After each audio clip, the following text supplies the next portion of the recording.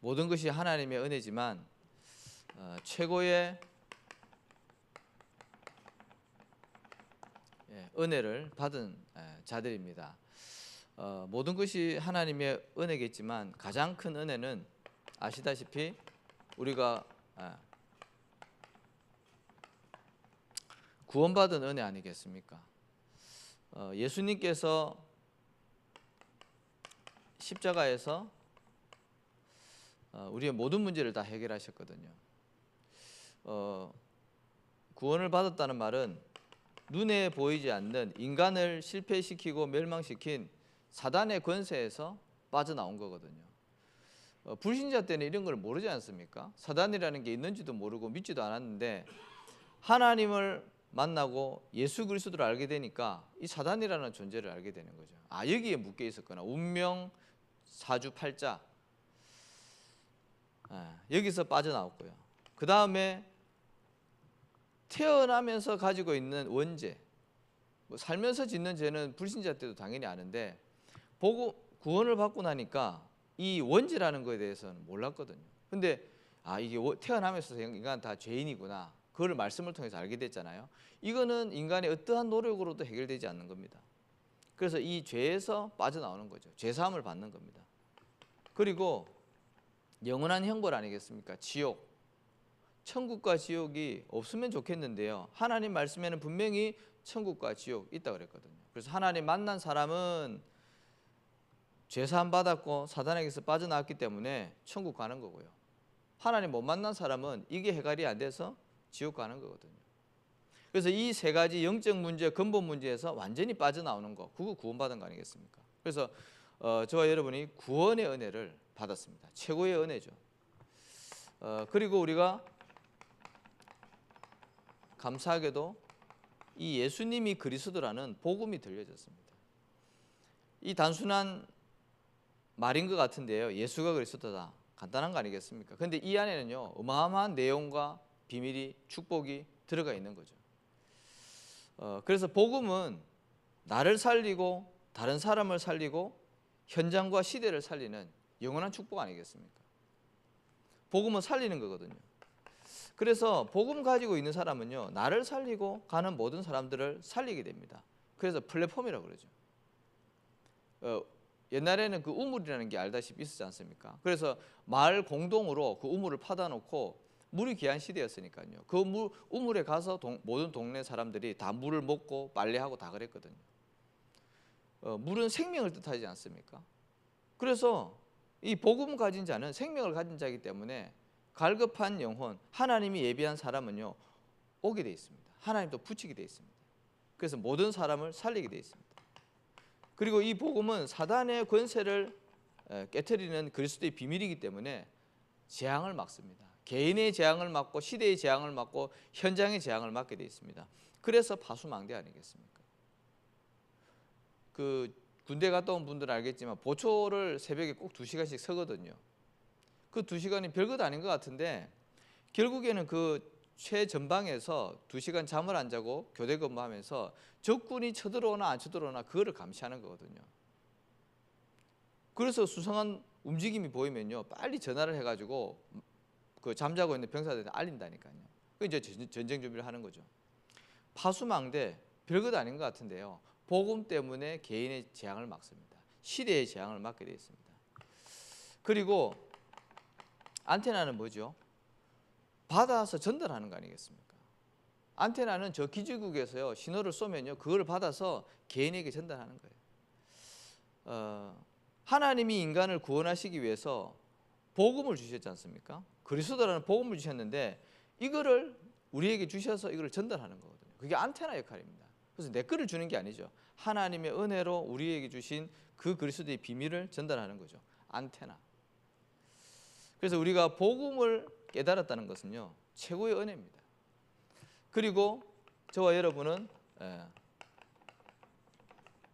이 전도운동 흐름 속에 있는 은혜를 받았습니다. 우리 교단은 정체성이 확실합니다. 복음 때문에, 전도운동 때문에 세워진 교단이 저희 교단입니다. 그래서 메시지를 우리가 30년 동안 듣고 있는데 메시지 방향이 한결같습니다. 전도, 선교, 우리 뒤에서 끊어지지 않으니까 후대 렘넌트. 이거 말고는 다른 메시지가 없습니다. 모든 메시지 방향과 색깔이요 그렇게 되어 있습니다. 그래서 말씀의 흐름을 타야 되는 거죠. 전도와 선교의 방향, 관심이 있는 분들은요 말씀 들으면 은혜됩니다. 그런데 그 외에 다른 것에 관심이 있는 성도들은요 들어도 별로 은혜가 안 될 겁니다. 무슨 말을 하는지 모르겠고. 근데 정말 전도하려고 하는 분들은요 메시지 들으면 바로 답 나옵니다. 전도 운동하는 은혜 속에 저희가 있는 겁니다. 그래서 하나님은 전도자 중심으로, 이 전도 운동하는 사람 중심으로 모든 것을 다 움직이시거든요. 대표적인 예로 사도행전 27장 24절에 그죠? 복음을 전하는 전도자 사도 바울이 배 타고 이제 유배지로 가지 않습니까? 그런데 그 배에는 선주도 있고 선장도 있고 백부장도 있었습니다. 근데 하나님 어떻게 하죠? 알다시피 풍랑이 일었는데 전도자 바울 중심으로 모든 것을 다 해가시죠. 말씀도 바울에게 주시고요. 바울이 말한 그대로 되어집니다.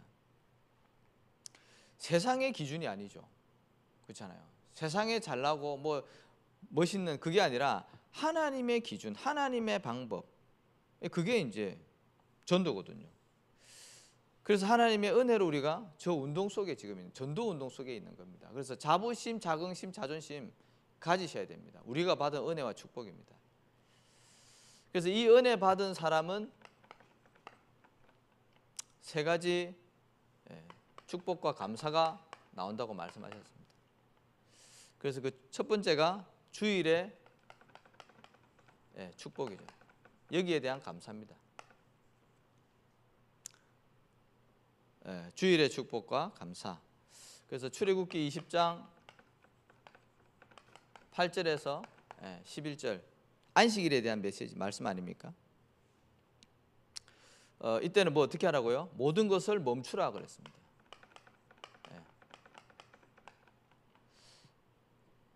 그 출애굽기에도 보면 그 나그네, 그죠? 남종이나 여종이나 짐승까지도 다 쉬게 만들었습니다. 그 말은 뭐죠? 멈추라는 거죠. 6일 동안의 세상의 흐름 속에 있던 나, 육신 중심, 세상 성공 중심으로 달려가고 있던 나를 멈추고 어디에 집중하라고요? 하나님의 말씀에 집중하라는 거죠.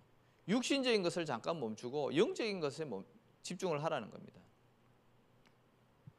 이때 우리의 각인된 것, 뿌리 내린 것, 체질된 것이요 변화되게 되어 있습니다. 우리의 영적인 상태가 바뀌게 되어 있습니다. 그래서 열심히 살아가는 것도 중요하지만 그 이전에 반드시 뭐가요? 방향이 맞아야 되는 거죠. 그러려고 하면 우리가 이중표의 말씀을 따라가야 되니까 멈춰야 되는 거죠. 그래서 하나님의 음성에 귀를 기울여야 되는 겁니다. 에스겔서 1장 1절에서 2절. 이게 예배 드릴 때 일어나는 일이라고 목사님 말씀 주셨거든요. 에스겔 선지자에게 어떻게 해요? 한마디로 얘기하면 보좌의 능력이 임하잖아요. 세상의 것, 땅의 것이 아니라 위에서부터 주시는, 그죠? 이 보좌, 하나님의 음성이 들리고. 그래서 이 에스겔 선지자에게 말씀을 주시고 또 주의 종 목사님에게 말씀 주셔서 그 말씀이 성도들에게 전달되어지는 거거든요. 그래서 예배 시간에는요 반드시 하나님의 음성을 들어야 됩니다. 나에게 주시는, 그걸 보고 레마라 그러지 않습니까? 그래서 하나님이 그 예배 시간에 주일의 강단을 통해서 하나님이 나에게 주시는 그 하나님의 음성을 들어야 되는 거죠. 그래야지 한 주간 우리가 승리할 수 있는 겁니다. 사단은 이걸 놓치게 만들죠. 시편 29편 11절에 보니까 예배 때 오는 응답이 뭐라 그랬습니까? 하나님이 자기 백성에게 힘을 주신다 그랬죠. 이 땅의 힘이 아니고 하나님이 위에서부터 주시는 영적인 힘을 얘기하는 겁니다. 자기 백성에게 평강의 복을 주신다 그랬습니다. 평안함을 주시는 겁니다. 세상이 줄 수 없는 참된 평안함, 그죠? 그거를 하나님이 예배 시간에 말씀을 통해서 주시는 겁니다. 아까 말씀드렸듯이 내 마음과 내 생각과 세상의 기준에 따라 우리가 흘러가는 것이 아니라 강단을 통해서 선포되어지는 말씀을 가지고 한 주간 여정을 걸어가는 겁니다. 방향을 걸어가는 거죠. 문제 사건 만나면요 이 사람이 무엇을 선택하느냐, 그 영적인 상태 아니겠습니까? 근데 내가 말씀에 집중하고 말씀을 가지고 있는 사람은요, 반드시 그 말씀 따라가게 되어 있습니다. 말씀을 선택하게 되어 있습니다. 그 방향으로 가게 되어 있습니다. 그게 이제 성령 인도 받는 거죠.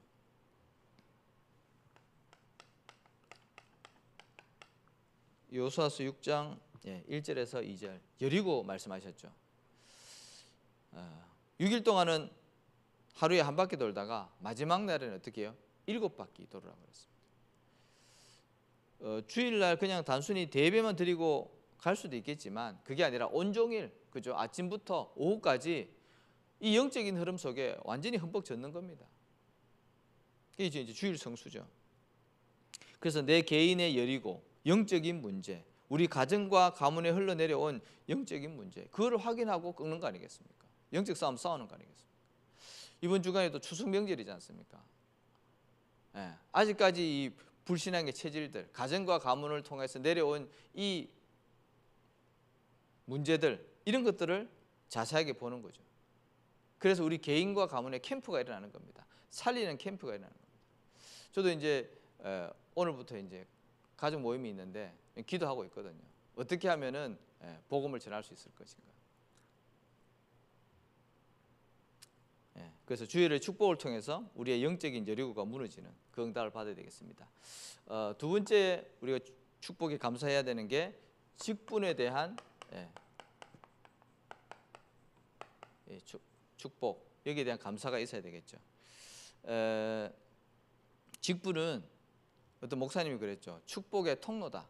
그렇죠? 직분을 부담스러워 하시는 분들도 계시긴 한데 하나님의 은혜로 우리가 하는 거지 않습니까? 그래서 직분을 맡으면 그 사명을 감당하기 위해서 맡기도 하죠. 그러면 내 영적인 그릇이 넓어지지 않습니까? 그 감당하기 위해서. 그래서 그 사명도 감당하면 하나님이 은혜로 우리에게 또 삶의 복도 주십니다. 그래서 직분은 반드시 축복의 통로가 맞습니다. 그래서 이 직분을 통해서 또 교회가 든든히 세워지지 않습니까? 지금 어쨌든 간에 교회 위기 시대가 맞거든요. 최근에 올라온 그 영상에 보니까 그 미국 감리 교회에서는 그 게이 목사가 이제 그 메시지 하는 게 나오더라고요. 근데 그 영상에 보니까 그 목사 화장을 했는데 그 이 동성애 그 대표 색깔을 아시죠? 무지개입니다. 무지개. 무지개. 근데 얼굴에 화장을 했는데요. 전부 다 무지개 색깔을 다 이렇게 넣어가지고 남자한테 여자처럼 그렇게 화장을 하고 그 교회 인테리어도요 전부 다 무지개 색깔 다 들어가고요. 바닥도 무지개 색깔. 그 가운 있지 않습니까? 성이. 근데 거기 그것도 무지개 색깔 다 넣어가지고요. 전부 다 그렇게 하고. 근데 그 앉아 있는 사람은 전부 다 동성애자들이거나 아니면 찬성하는 사람들. 그러니까 그 사람들 막 지지 속에 이 사람이 이제 목사가 된 겁니다. 그게 이제 감사하다는 내용을 하는데요. 그리고 미국 또 한인 교회에서는 동성애 반대하는 목사님이 거기에 대한 그 메시지를 했더니 예배 시간에 그 파면을 당하고요. 그런 게 이제 인터뷰가 나오고. 미국이 지금 이제 사실 그런 거거든요. 우리나라도 지금 계속 거기에 대한 국회법이 지금 거론되고 있지 않습니까? 이런 교회 위기 시대에 교회가 든든히 세워지기 위해서는 많은 것도 해야 되겠지만 복음도 분명히 해야 되겠지만 우리가 직분의 역할도 잘 감당을 해야 된다는 거죠. 그래서 고린도전서 12장 12절에서 31절에 교회는 복음 공동체 아니겠습니까? 지체의식을 가지고 있어야 되는 거죠. 나 혼자만 잘해가지고 되는 게 아니지 않습니까? 함께 가야 되는 거고 더불어 가야 되는 거고요. 각자의 역할이 다 있는 겁니다. 그래서 교역자는 교역자답게, 그죠? 또 중직자는 중직자의 위치에서 중직자답게, 우리 후대 렘넌트들은 렘넌트답게. 이거는 뭐 상하가 아니라 함께 가는 거죠. 역할이 다 있는 겁니다. 여기도 나와 있듯이 눈이 하는 역할이 있고 입이 하는 역할이 있지 않습니까? 그래서 교회가 자기의 역할을 잘 감당할 때 이 직분 맡은 사람들이 직분의 역할을 감당할 때 교회가 든든히 세워진다고, 건강한 교회가 된다고 목사님 말씀 주셨습니다. 그래서 내가 어떤 위치에 있는지, 하나님 나에게 주신 은혜와 달란트가 뭔지 그거를 잘 확인해야 되겠죠. 이 바울도 어떻게 했습니까? 자기가 그 서신서에 보면 항상 나 그리스도의 종된 바울은, 사도된 바울은 하나님께 그 부름받고 받은 직분에 대해서 너무 감사했잖아요. 왜? 하나님께 받은 성직이기 때문에 그렇습니다. 이 성자가 알지 않습니까? 구별됐다는 거죠. 세상의 뭐 회장, 뭐 부장 그런 게 아니라 하나님이 위에서부터 주신 이 구별된 일을 하기 위해서 하나님 주신 직분이다. 그래서 성직이라고 그러죠. 그래서 우리는 하나님께로부터 받은 최고의 직분을 받았습니다. 그래서 이거를 통해서 로마서 16장 25절에서 1절에서 27절까지 어떻게 해요? 교회와 전도자와 우리 렘넌트를 살리는 보호자, 동력자, 식주인의 사명을 감당하는 겁니다. 이럴 때 교회가 정말 든든히 세워져 가는 겁니다. 그게 직분에서부터 시작되어지는 거죠. 그 다음에 하나님 우리를 청지기의 축복을 주셨습니다. 먼저 역대상 29장 11절의 말씀처럼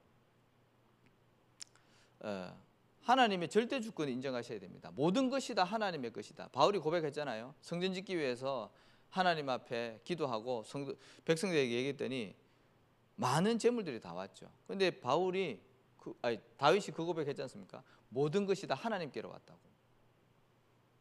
하나님의 절대 주권, 우리의 생사화복도 하나님이 주관하고 계십니다. 이런 고백이 우리가 날마다 되어져야 되겠죠. 그 다음에 말라기 3장 10절 잘 아시는 내용 아니겠습니까? 11조에 대한 부분이죠. 이거는 뭐라 그랬습니까? 그냥 단순히 우리 금액의 10분의 1을 드리는 것이 아니라 우리의 하나님에 대한 신앙 고백이라고 그랬습니다. 모든 것이 다 하나님의 것이다. 우리에게 주신 하나님의 이 육신의 이게 경제적인 축복 하나님이 다 주신 것이다. 그래서 그 고백으로 우리가 10분의 1을 드리는 겁니다. 단순히 10분의 1만 드리겠습니까? 다 드려도 뭐 모자라겠죠. 그런데 우리의 신앙 고백을 담아서 드리는 거다. 그리고 빌립보서 4장 19절 모든 쓸 것을 채우시는 하나님이라 그러잖아요.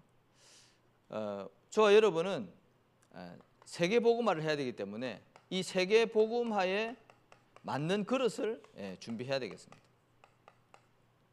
예수님은 제자들에게 일용할 양식을 구하라고 말씀을 주셨지만 우리는 세계 복음화 해야 되기 때문에 거기에 맞는 그릇과 응답과 축복을 반드시 받아야 되는 거죠.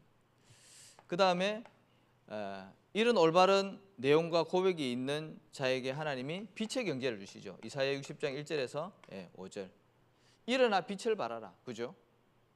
우리가 복음을 현장에서 증거하기 위해서 기도할 때 하나님이 무슨 경제를요? 빛의 경제를. 위에서부터 주시는 이 전도와 선교의 경제를 주신다고 약속하셨습니다.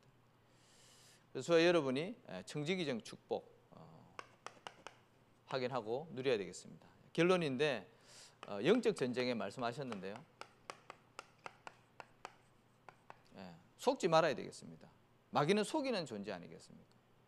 이런 어마어마한 응답과 축복을 받았는데 자꾸 이제 속이는 거죠. 또 우리가 거기에 속고요. 그래서 모든 축복이 사실은 강단과 교회를 통해서 전달되기 때문에 이 교회의 축복을 놓치면 안 되거든요. 근데 마귀는 어떻게 합니까? 교회를 못 나오게 합니다. 교회 나오면 내 개인이 살고 우리 가정도 우리 후대도 사는 걸 알고 있기 때문에 교회를 못 나오게 합니다. 은혜 못 받도록 하죠. 은혜만 받으면 살는데. 그래서 저번에도 한번 말씀드렸듯이 그 우리 집 맞은편에 있던 이사 가셨지만 그분이 그랬잖아요. 이상하게 자기가 예배만 드리려고 마음만 먹으면 자기 엄마가 그렇게 갑자기 토요일만 되면 그렇게 이상하게 아프다고. 그것도 주일 지나고 나면 멀쩡해지고. 그런 경우 있거든요. 왜? 예배가 중요하니까. 그래서 예배 승리해야 되겠고요. 고린도후서 4장 4절.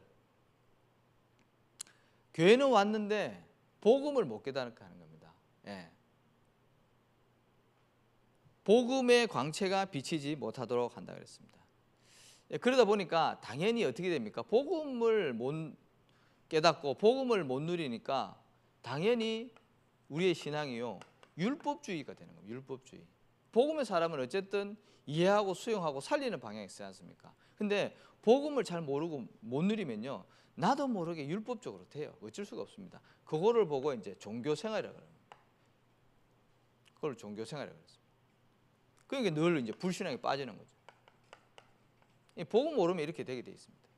자기가 하고 싶어서 이렇게 되는 게 아니라 복음을 못 누리면 제 자신을 볼 때 그렇게 되더라고요. 그리고 요한복음 12장 1절에서 8절 헌신 못하도록, 그죠? 헌신하지 못하도록. 요즘 유 목사님 메시지 중에 좀 계속 자주 나오는 단어가 계산하지 마라. 그러면서 관계 언약 얘기하시잖아요. 계산하지 마라. 이게 그러니까 헌신한다고 생각할 때 내가 손해 본다고 생각을 하니까 헌신이 안 되어지는 거지 않습니까? 그래서 아나니아 삽비라도 뭔가 이렇게 손해 본다고 생각하니까 얼마를 감춘 거겠죠. 그래서 근데 계산하지 마라 그러는데 사실은 계산을 우리가 바르게 해야 되는 거죠. 하나님께 이 어마어마한 축복을 사실 우리가 그저 받은 거잖아요. 그걸 생각하면 우리의 헌신 아무리 해도 하나님 은혜에 갚을 길은 없는 거죠. 그래서 계산을 사실은 바르게 해야 됩니다. 우리가. 그래서 우리가 받은 축복을 계수를 할 수 있어야 되겠고요. 그런데 마귀는 어쨌든 육신의 것을 자꾸 이렇게 보여주면서 계산하게 만들고 헌신 못하게 하는 거죠. 그 다음에 사도행전 4장 18절 말씀처럼 복음 못 전하게 합니다. 오직 그리스도를 못 전하게 합니다. 그게 이제 사단의 전략이거든요. 이 앞에 내용을 알지 않습니까? 이 베드로가 법정에서 안전병이 이렇게 세우고서 법정에서 그 대제사장 서기장들 앞에서 구약에서 언급되어진 쭉 예언한 그 그리스도를 쫙 얘기하잖아요. 그러면서 천하 인간의 구원 얻을 만한 다른 이름을 우리에게 주신 적이 없다. 딱 고백하니까 어떻게 못하겠거든요. 맞는 말이니까. 그래서 베드로를 때리고 다시는 예수 그리스도 말하지 마라. 그렇게 얘기하면서 놔주잖아요. 사단은 어떤 것도 두려워하지 않습니다. 현장에 복음만 못 전하게 합니다. 오직 그리스도만 못 전하게 하는 겁니다. 왜? 그게 사단의 목적이니까요. 그래서 교회는 다른 얘기하면 안 됩니다. 정말 복음 얘기해야 됩니다. 저번에 말씀드렸잖아요. 새 가족이 교회에 왔는데 저랑 이렇게 차 마시면서 얘기를 나눴는데 그분이 그래요. 자기가 여러 교회 다녀봤는데 전부 다 목사님들이 정치학 박사고요. 경제학 박사라는 거죠. 교회에서 복음 얘기 안 한대요. 하나님 말씀대로 안 한대요. 근데 우리 교회 보니까 너무 복음적이거든요. 또 복음만 말하거든요. 하나님 말씀만 말한다는 거죠. 그래서 자기가 너무 이렇게 은혜가 되고 말씀이 부딪힌다. 감사하다는 거죠. 사단이 하는 거 딱 하나밖에 없습니다. 복음 모르도록. 교회는 열심히 다니는데 복음 못 누리고 복음 못 전하도록. 그게 마귀 전략입니다. 그래서 우리가 속지 않고 하나님께로 받은 은혜를 누리면서 또 계수하면서 감사하는 한 주간 되시기를 예수 이름으로 축복합니다. 하나님 감사합니다. 우리에게 최고의 은혜를 허락하시고 또 그 은혜 속에서 우리에게 주신 축복을 계수하며 감사하는 삶을 살아갈 수 있도록 강단을 통해서 귀한 말씀 주심을 감사를 드립니다. 우리가 받은 은혜와 축복을 우리가 놓치지 않고 또 속지 않으며 영적 전쟁에 승리할 수 있도록 하나님 저희들에게 말씀을 다하시고 성령의 충만함을 허락하여 주옵소서. 예수 그리스도 이름으로 기도합니다. 아멘.